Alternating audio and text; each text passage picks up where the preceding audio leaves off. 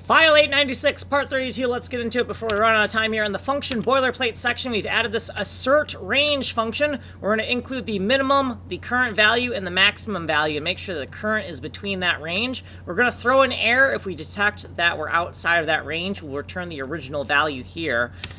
Down in File 896 function section, within hi9 pf8 either, we're starting to write the body of this code. We're going to error check the inputs here. Then we want a generic enumeration that represents either level pack data, prefab data, or thumbnail data. In this case, it's going to be for prefab data. So this is the assertion to make sure it's equal to 1.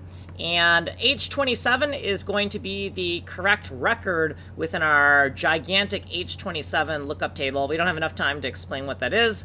And this is the bit selection of bits on the disk memory. This is the bit selection of the bits on the GPU memory. We're going to use the prefab index and convert it to a C49 value with this lookup table here. And then we're going to use that C49 table, that C49 index in these lookup tables to get the XY cell position on the save file and the XY cell position on the level pack data partition, the level pack data partition within a master memory cell.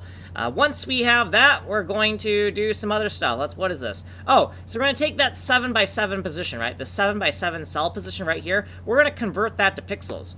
So we know that the width and height of our chunks is 128 by 128, and we're going to take the X position, multiply by the width of 128, and then add 0 for the start index, and add 128 minus 1 for the ending index. So this is an inclusive selection of all the pixels involved in our cut paste, and this is the same exact idea, but it's the Y-axis. Down here, we're going to make sure that this selection of pixels is within the range 0 to 896 minus 1 inclusive.